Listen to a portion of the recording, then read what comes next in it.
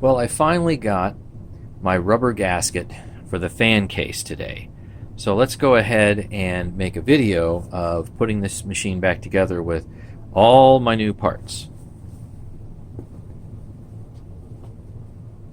So the big reason why I want to use a rubber gasket rather than putting sealant around it, which I know you could, is because this is easy to remove and clean something out and then reinstall again, whereas if I use some kind of sealant, it's kind of more permanent in here, and if I have to go and pull something out or clean this again or replace a fan, then I've got to go and scrape all the gasket material off here and then reapply everything, and this should be a little bit quicker. But it's up to you, whatever you want to use. You've got to use some kind of sealant, I imagine.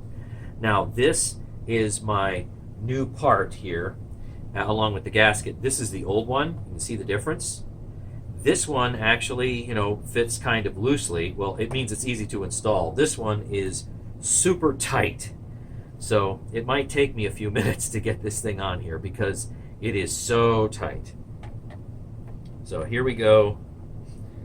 Take one, me trying to install this and make it look nice,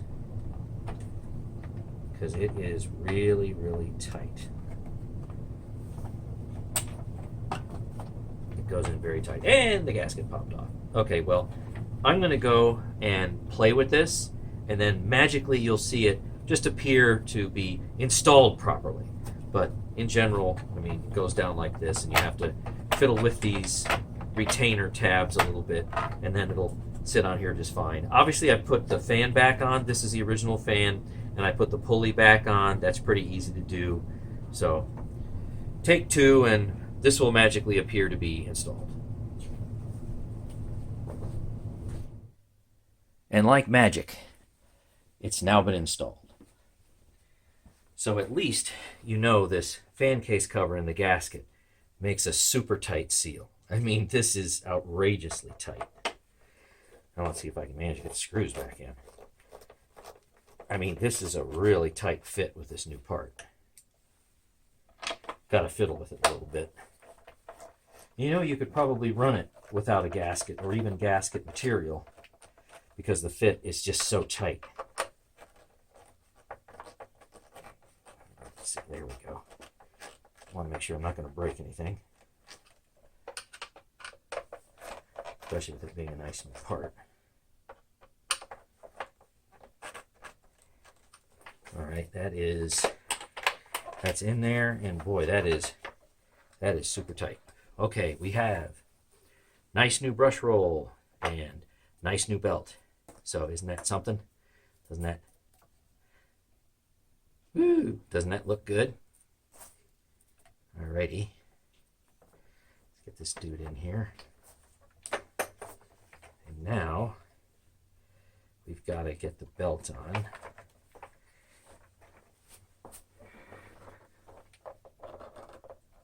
There we go. Wonderful. After fiddling with this a little bit, because remember, this is a 2005 machine, and this is a brand new part. So some of the fitment in here is just entirely too snug. So these clips right here, I made some adjustments here and here, and here and here, so we'd have a little better fit, something that wasn't quite so tight and impossible to work with. You want it to be tight and seal well, but you don't want to have to break it in order to use it. So that fits a lot better, and that's really what you want. Everything should really click in here. So take number 2 on that one. All right, so now we're going to turn this thing over and work on the top. Now that we're flipped over, previously in another video, I was able to get the dial-in app to where it actually functions. There we go, so you can see how well that works. And I installed a factory light bulb, and you've seen that work already. So let's go ahead and put this cover on. There we go. This is machine number 2. They have many of these at my church. And now there's something else I want to show you here in the back. So the handle mechanism the recline mechanism right in here. So this just needed to be greased at these 2 points right here on either side, because this was completely frozen. I literally couldn't get this to come down at all. And of course, this has 2 positions. You can get it, totally flat, where you can go underneath low items. And there you go. So now this actually works. I just put my wheel bearing grease on there, and this now functions properly. So let's go ahead and get some handles and cords and whatever else put back on, and let me rearrange the camera. All right, now let's go ahead and get the handle put back together, cord and whatever else. So I actually take this wheel bearing grease and I'll put it on the bottom part of this tube and also inside, because there's always rust buildup in there. It's just kind of frustrating. It's just rust everywhere, and it's really rather annoying. So this way that'll curb that a bit. I even grease the threads.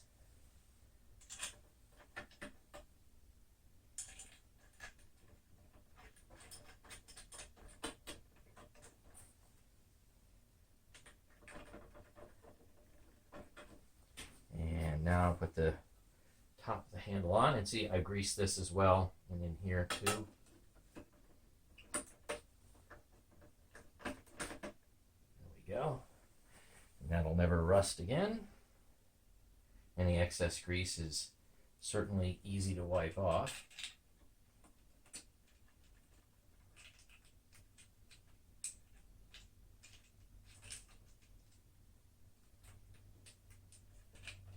There we go.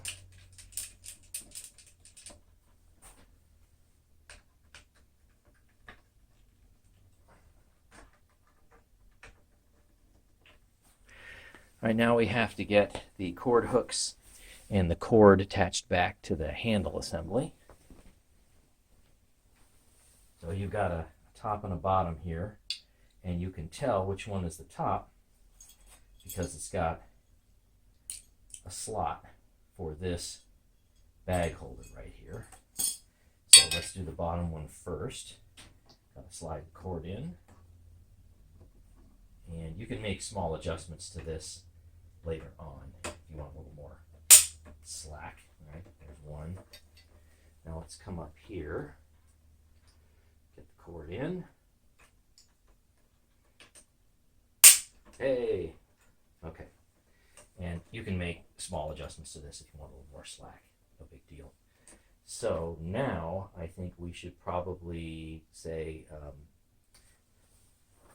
we'll put the bag back on, and we'll put a bag actually in it. So I'll make some adjustments here with the camera so we can see a little better. So in taking a closer look at the outer bag, what's interesting, I think, is you have this other piece of material that's in here, and it's separate from the thick outer cloth of this bag. So this is a thin material that does not breathe air. So I'm kind of wondering what it's there for. Is it there for safety? Is it there as a pocket for you to store other bags or something in here? I mean, that might actually work if you could somehow, store a few bags in there. But based on the picture right here, it says that the fill tube needs to go toward the front of the bag, which in this case is pointing down, and the bag itself needs to expand in the rear of the bag, which in this case is facing up. So based on the bag instructions, let's go ahead and put a bag on. And I'm sure that a lot of people have all kinds of different ways of doing this, but the most important thing is to actually put the bag on. So however you put the bag on, we seem to actually need to get the bag installed. So that's kind of funny. Oops, I grabbed some fabric down there. There we go.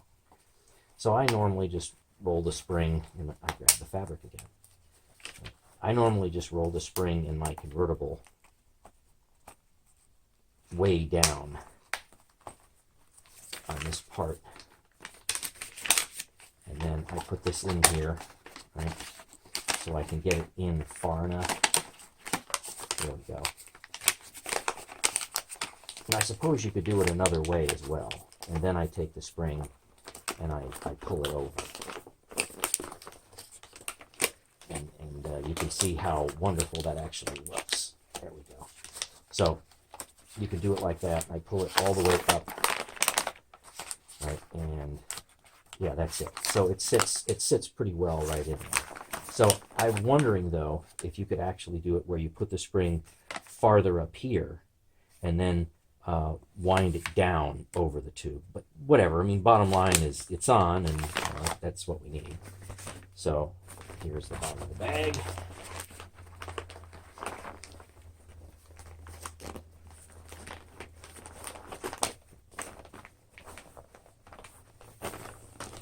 Spread that out a little bit.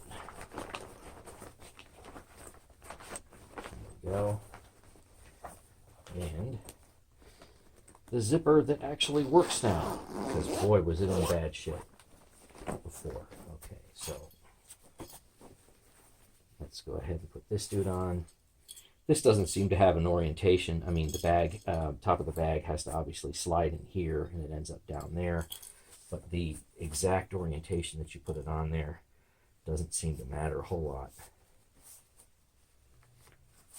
And there we go. All right, so onward and upward. There is a little bit of a gasket around here. It's a little squishy. Put the bottom in, squeeze it tight, thumb that little catch over, and then take care of the top. We can clip this on right here. There we go. And we got ourselves a working machine. So I don't know if this annoys any of you, but with the bag in the back like that, and the cord hooks definitely in the front, when you wind the cord, you kind of have to wind the cord from the front. I mean, you can wind it from any angle you want, but it seems like for a machine set up like this, they want you to wind the cord from the front.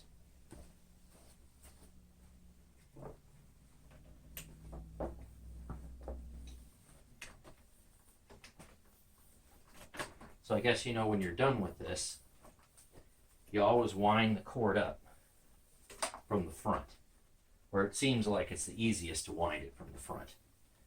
I really don't know why they set it up this way.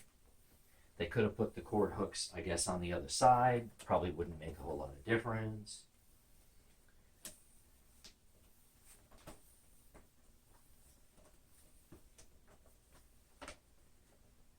All right. Now we have ourselves a working Sanitaire. And guess what we're going to do first?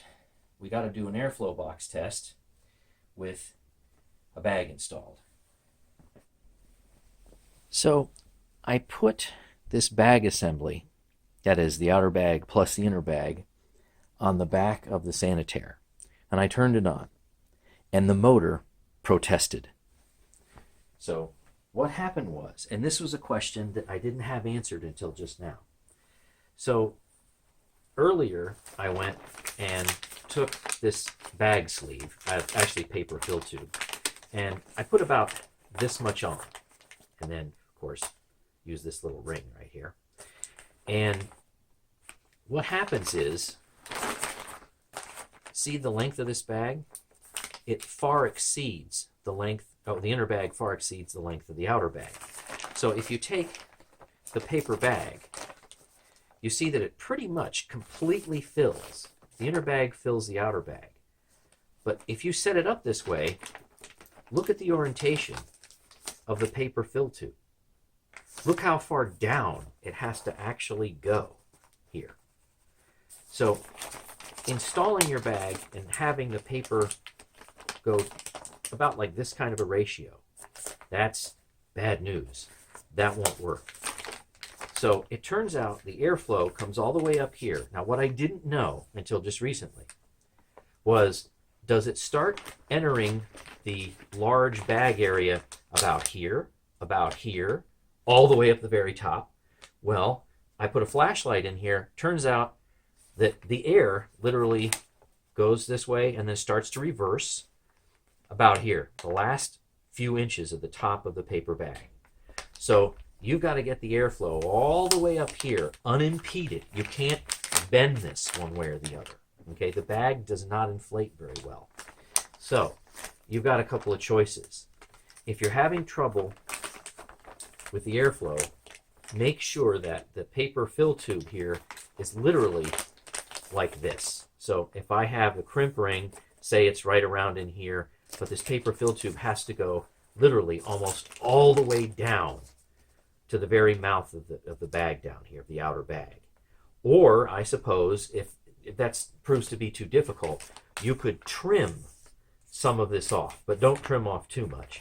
You could trim some of this off, because one way or the other, the entire length of this bag has to fit like this. It can't be like this with the top kind of crumpled. That just simply doesn't work. So I'm going to go and reinstall this with the paper fill tube part shoved all the way down to the mouth right here. After several minutes of fiddling, I think we got it figured out here. So if I stretch the outer bag out, I stretch the inner bag out, they fit. But look what I had to do. So I had to take this paper fill tube, see how far I had to go and insert that. Much farther than I had initially anticipated. But now it will actually fit and expand properly. So I can't wait to find out how much airflow loss this single ply bag causes.